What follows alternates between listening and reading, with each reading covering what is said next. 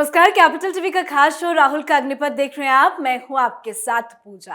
कांग्रेस के युवराज अपने अग्निपथ पर कैसे भटक गए हैं, आज आपको वो बताएंगे। क्योंकि राहुल गांधी आजकल अलग तरह की राजनीति कर रहे हैं, जिससे उन्हें कोई फायदा नहीं बल्कि काफी नुकसान ही हो रहा है। राजनीति मुद्दों के हलचल पर राहुल गांधी का आपको कुछ लेटेस्ट बयान बताएंगे, पर साथ ही दो बड़ी जानकारी पहले आपको दे दे। पहले तो ये कि मोदी सरनेम पर राहुल गांधी को झारखंड की अदालत से भी बड़ा झटका लगा है। झारखंड की एमपी एमएलए कोर्ट ने राहुल गांधी को व्यक्तिगत तौर पर पेश होने से छूट देने की याचिका खारिज कर दी है। मतलब अब राहुल गांधी को एक और कानूनी लड़ाई लड़नी है। तो वहीं दूसरी तरफ एक बड़ी खबर यह है कि शरद पवार के इस्तीफे के बाद राहुल गांधी की रणनीति फेल हो गई है, जिसकी डर की वजह से राहुल गांधी ने शरद पवार की बेटी सुप्रिया सुले को कॉल किया, लंबी बातचीत की। तो आज इन्हीं बड़े मुद्दे पे चर्चा करेंगे। बातचीत के लिए मेरे साथ स्टूडियो में मौजूद हैं कैपिटल टीवी के एग्जीक्यूटिव एडिटर राजीव जी। राजीव जी, बहुत बहुत स्वागत है आपका। बहुत सारी आज मुद्दे हैं जिस पे आपसे आपकी राय लेना चाहेंगे, पर झारखंड की कोर्ट से राहुल गांधी को कितना बड़ा झटका लगा है? देखिए, झारखंड के कोर्ट ने साफ तौर पर कह दिया है कि आपने बयान दिया है तो आपको पेश होकर बताना पड़ेगा कि आपने गलती की या आपसे गलती हो गई, क्योंकि हर जगह पर प्रतिनिधित्व नहीं चलना चाहिए।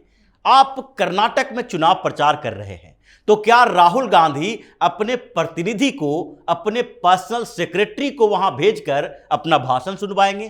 क्या राहुल गांधी अपने राजनीतिक सलाहकार को वहां भेजेंगे अपने भाषण की कॉपी लेकर कि जाओ मेरे बदले वहां पर बोल दो जो हम बोलना चाहते हैं? राहुल गांधी ऐसा नहीं कर सकते। वो खुद जाते हैं प्रचार करने के लिए। जब कोलार में राहुल गांधी ने यह बोला था तो राहुल गांधी ही थे, उनका कोई प्रतिनिधि नहीं था। मोदी सरनेम मामले में जितने देश के मोदी सरनेम रखने वाले लोग हैं, उसके प्रतिष्ठा को हानि राहुल गांधी ने पहुंचाया था, उनके वकील ने नहीं पहुंचाया था। तो आपको एक बार तो पेश होना पड़ेगा, बताना पड़ेगा सामने आकर कि आपने वो जो बयान दिए थे उसके पीछे क्या सोचकर, कारण क्या बताए थे आपने, और जो बयान दिया था उसमें आपसे गलती हो गई थी, आप प्रवाह में बोल गए थे, या फिर आपने जानबूझकर ऐसी बात बोली जिससे सारे मोदी सरनेम वाले लोग परेशान हो गए। वो जहां जाते हैं, जिनके नाम के आगे मोदी लगा हुआ है, वो जाते हैं तो लोग इस नजर से देखते हैं, कांग्रेस के लोग, सामान्य लोग जो कांग्रेस के समर्थक हो सकते हैं, कि ये तो वही व्यक्ति है जिसके बारे में राहुल गांधी ने कहा था कि सारे मोदी चोर हैं। तो अब तो इनको व्यक्तिगत रूप से पेश होना पड़ेगा, और यह जरूरी भी है। कोर्ट में यह फैसला होना चाहिए कि जो अपराध किया है वो व्यक्तिगत रूप से आए, हमेशा प्रतिनिधित्व नहीं चलता है। मतलब एक और कानूनी लड़ाई राहुल गांधी को लड़नी अभी बाकी है। एक चीज आपसे समझना चाहेंगे, गांधी परिवार तो किसी के आगे नहीं गिड़गिड़ाता, ना ही किसी को आगे बढ़कर फोन करता है, पर ये राहुल गांधी को क्या हो गया? उन्होंने सुप्रिया सुले को आखिरकार क्यों कॉल किया? क्योंकि राहुल गांधी ऐसे अभी राजनीतिक सियासी बवंडर में फंस गए हैं कि उन्हें लग रहा है कि एन केन प्रकारेण 2024 का चुनाव वो कैसे भी जीत जाए। क्योंकि अगर 2024 में कांग्रेस की हार होती है तो फिर राहुल का कैरियर तो खत्म हुआ। और इस बीच जितने दांव पेच कांग्रेस को चलने थे वो सारे दांव पेच कांग्रेस ने चले। विक्टिम कार्ड भी खेला, राहुल गांधी को सजा हुई, और ऐसे प्रचारित प्रसारित किया गया जैसे राहुल गांधी ने कोई ऐसी बात कह दी है जिससे देश का सम्मान बढ़ा है, देश की प्रतिष्ठा बढ़ी है, और उन्होंने कोई ऐसी सच्चाई उजागर कर दी जो किसी को पता नहीं था। नीरव मोदी के बारे में सबको पता है, मेहुल चोकसी के बारे में सबको पता है, ललित मोदी के बारे में सबको पता है, और सरकार इन लोगों को पकड़ पकड़ के ला रही है विदेशों में। जहां भी ये ब्रिटेन में छुपे हुए हैं, ब्रिटिश सरकार के साथ पूरे दमखम से इनको वापस लाने की तैयारी कर रही है। एक्स्ट्राडिशन ट्रीटी नहीं है तो इसमें देर लगेगी। और दूसरी बात है, इनके संपत्तियों पर सरकार नजर गड़ाए हुए है, सारा नीलामी हो रहा है, लेकिन आप लोगों के सामने ऐसे पेश कर रहे हो जैसे कि कोई नई बात बोल रहे हैं। तो ये सारे के सारे दांव पेच जो थे राजनीतिक, चाहे अडानी के मुद्दे पर हो, मोदी के मुद्दे पर हो, बेरोजगारी के मुद्दे पर हो, सारा फेल हो गया। अब इनके पास क्या बचता है? समीकरण। जो इक्वेशन पॉलिटिकल इक्वेशन बनते हैं हर स्टेट में, चाहे जाति के नाम पर बने, धर्म के नाम पर बने, या अलग अलग पार्टियों के अपने आधार के आधार पर बने, जो उसका वोटर बेस होता है उसके आधार पर। तो अब इनके पास एक ही तरीका रह गया है कि दूसरे के बैसाखी का सहारा ले। अगर बिहार में राजनीति करनी है तो राजद और जदयू के बैसाखी पर चलना पड़ेगा। अगर उत्तर प्रदेश की राजनीति करनी है, बसपा सपा के साथ गठबंधन करने की जरूरत पड़ेगी। महाराष्ट्र की राजनीति करनी है तो उद्धव ठाकरे के साथ साथ शरद पवार को रखना पड़ेगा। और शरद पवार तो ऐसे नेता हैं जिनको सारी पार्टियों में कहीं न कहीं सारे बड़े नेताओं के साथ डायरेक्ट कांटेक्ट है। वो चाहे तो 12 बजे रात को भी किसी भी पार्टी के नेता को फोन कर सकते हैं, मुख्यमंत्री से भी बातचीत कर सकते हैं। इसीलिए एमके स्टालिन भी उनको फोन करके कह रहे हैं आप इस्तीफा वापस लीजिए। अब ऐसे नेता के सामने राहुल गांधी अगर गिड़गिड़ाएंगे नहीं तो फिर इनका एजेंडा कैसे आगे बढ़ेगा। और इसीलिए इन्होंने आगे बढ़कर सुप्रिया सूले को फोन किया। उन्होंने उनसे पूछा कि भाई ये चल क्या रहा है, हमें कुछ वास्तविकता बताओ। कहीं रिक्वेस्ट तो नहीं कर रहे हैं वो? ये रिक्वेस्ट ही कर रहे हैं। इन्होंने साफ तौर पर रिक्वेस्ट किया है कि शरद पवार को आप समझाइए। जैसे सामान्य कार्यकर्ता एनसीपी का फोन कर रहा है, समर्थन दे रहा है, राहुल गांधी एनसीपी के सामान्य कार्यकर्ताओं की श्रेणी में आके उनको फोन करके कह रहे हैं कि पवार साहब को समझाइए कि 2024 तक कम से कम एनसीपी के अध्यक्ष बने रहे। लेकिन शरद पवार तो अपने गेम पे चल रहे हैं, अपना उनका तरीका है, वो एक तीर से कई निशाना साधने की कोशिश कर रहे हैं। इसलिए राहुल गांधी के झांसे में आने वाले नहीं हैं। और राहुल गांधी जिस तरीके से धीरे धीरे सारे विपक्षी पार्टियों के नेताओं के साथ लगभग गिड़गिड़ाने की स्थिति में है, चाहे नीतीश कुमार के साथ बैठक हो या तेजस्वी यादव जैसे नए नए राजनीति में आए हुए लड़के के साथ भी वो उसी मुद्रा में होते हैं। शरद पवार ने पिछले दिनों जैसे ही कहा सावरकर कर आप चुप रहेंगे, तो ये सावरकर के बारे में साफ तौर पर कह दिया हम चुप रहेंगे लेकिन महाराष्ट्र तक ही। ये रिक्वेस्ट है कि आप महाराष्ट्र में ही हमें चुप करवाएं।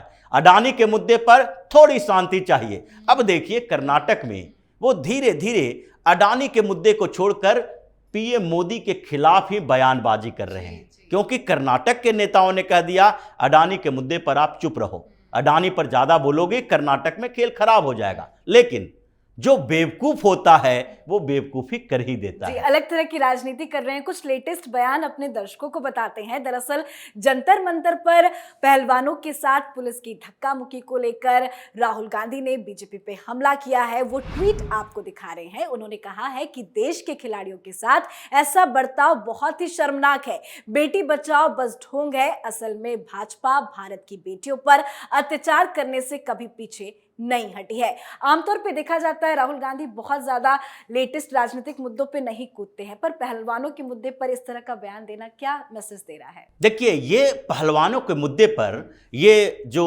अभी सोशल मीडिया पर या दूसरे लोग कहते हैं, हम लोग ये नहीं कह सकते कि ये पप्पू पिंकी की बात होती है। दोनों भाई बहन की जोड़ी है। पहले प्रियंका गांधी कूदी और अब ये कूद रहे हैं, क्योंकि ये पूरा का पूरा पहलवानों का आंदोलन है। ये कांग्रेस की एक बड़ी साजिश का हिस्सा है। हरियाणा की बात नहीं है और न ही कुश्ती संघ के ऊपर कब्जा करने की बात है। ये एक ऐसा कार्ड है जिसमें दिखाने की कोशिश की जा रही है कि ये महिलाओं के साथ दुर्व्यवहार का मामला है, ये बेटियों के साथ दुर्व्यवहार का मामला है। यानी कि एक ऐसा इमोशनल कार्ड जो हर व्यक्ति के दिमाग पे स्ट्राइक करे। क्योंकि यहां पर जब बात हो रही है पहलवानों की, तो राहुल गांधी ने जो ट्वीट किया उसमें बेटी बचाओ की बात की। तो क्या जंतर मंतर पर सबसे ज्यादा महिला पहलवान है?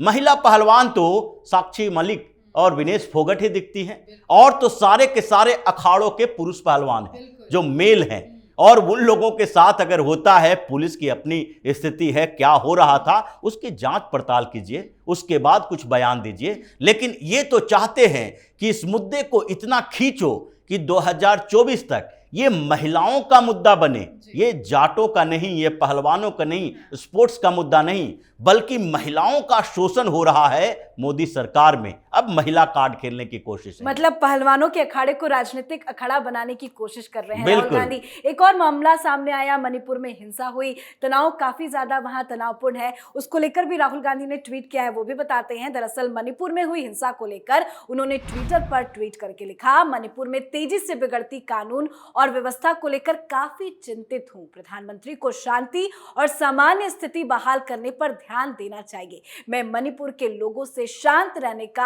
आग्रह करता हूं। वहीं राज्य में स्थिति को नियंत्रित करने के लिए सेना और असम राइफल को तैनात किया गया है। अचानक से मणिपुर को लेकर इतना प्यार क्यों उमड़ पड़ रहा है? देखिए, ये जो पूरी के पूरे मणिपुर की घटना है, ये कांग्रेस की ही दी गई है और राहुल गांधी को तो अपने भाइयों को शांत करने के लिए वहां जाना चाहिए, क्योंकि ये क्रिश्चियनों का आंदोलन है। ये कोई सामान्य आंदोलन नहीं है जिसमें ये कहा जा सकता है कि ये सिर्फ एसटी के दर्जे के लिए है। ये तो बहाना बनाया गया है, क्योंकि पूरा का पूरा पहाड़ी एरिया जो है मणिपुर का, यानी 90% भूभाग मणिपुर का, ये इन लोगों के कब्जे में है जो अपने आप को ट्राइब कहते हैं। ये ट्राइब नहीं है, ये तो ज्यादातर क्रिश्चियन है। और ये राहुल गांधी, सोनिया गांधी को इन लोगों को समझाने के लिए वहां जाना चाहिए, लेकिन ये यहां पर बैठकर राजनीति कर रहे हैं, बता रहे हैं प्रधानमंत्री मोदी को ध्यान देना चाहिए। वो तो ध्यान दे ही रहे हैं, अमित शाह नजर रखे हुए हैं, पैरामिलिट्री फोर्सेस के साथ असम राइफल की बात कर रहे हैं, सेना को भी भेज दिया गया है, फ्लैग मार्च जारी है और जिन लोगों ने ये आगजनी की है उसको सबक भी सिखाया जा रहा है। अब सेना एक एक को पकड़ पकड़ के पिटाई कर रही है, लेकिन राहुल गांधी कम से कम नॉर्थ ईस्ट में जाएं, ये दिखाएं कि जो आप लोग क्रिश्चियन कम्युनिटी के लोग हैं वो इतने आक्रामक ना हो, क्योंकि इन लोगों को चाहिए कि जो आंदोलन हो वो पीसफुल तरीके से हो। लेकिन फिर भी ये कांग्रेस जो वहां लगातार सरकार में रही, नॉर्थ ईस्ट पर पूरी तरीके से कांग्रेस का कब्जा रहा, अब कब्जा खत्म हो चुका है, वहां से कांग्रेस भाग चुकी है। तो लग रहा है कि जब तक 3-3, 4-4 स्टेट में जहां 70-80% मिजोरम में, मेघालय में 70-80% क्रिश्चियन हैं, उन जगहों से भी हमें भगा दिया गया। तो अब क्रिश्चियनों को ऐसी हवा दो ताकि पूरा नॉर्थ ईस्ट जले और उसका असर दिखाई पड़े कि कांग्रेस को वापस लाना जरूरी है। यहां ये सारे के सारे कांग्रेस की कॉन्स्पिरेसी का हिस्सा है, चाहे शरद पवार की बात हो या फिर इधर पहलवानों की बात हो या नॉर्थ ईस्ट की बात हो, क्योंकि अब इन लोगों को लग गया है कि ये मुद्दे जो हैं, बेरोजगारी हो, कैपिटलिज्म हो, क्रॉनिक कैपिटलिज्म हो या फिर भ्रष्टाचार हो, ये सारे मुद्दे फेल हो चुके हैं। अब जरूरत यह है कि हर जगह पर ऐसे देश को जलाओ ताकि लोगों को ये लगने लगे कि भारतीय जनता पार्टी अब सरकार चलाने की स्थिति में नहीं है, अब ये खो चुकी है और कांग्रेस की वापसी की उम्मीद बनी। और इसीलिए इसी कॉन्स्पिरेसी के तहत ये लोग अब नया एजेंडा चला रहे हैं। जी, बहुत बहुत धन्यवाद सर समझाने के लिए। धन्यवाद। तो राहुल गांधी इस तरह के राजनीतिक बयान देकर खुद फंसते जा रहे हैं। एजेंडा कुछ नहीं है, बिना एजेंडे की ही राजनीति कर रहे हैं और जो रणनीति भी बनाई जा रही है वो भी फेल हो रही है। मतलब कुल मिलाकर राहुल गांधी और कांग्रेस पार्टी चारों तरफ से घिर चुकी है। आप अपनी राय कमेंट करके जरूर लिखें। देखते रहिए कैपिटल टीवी। नमस्कार।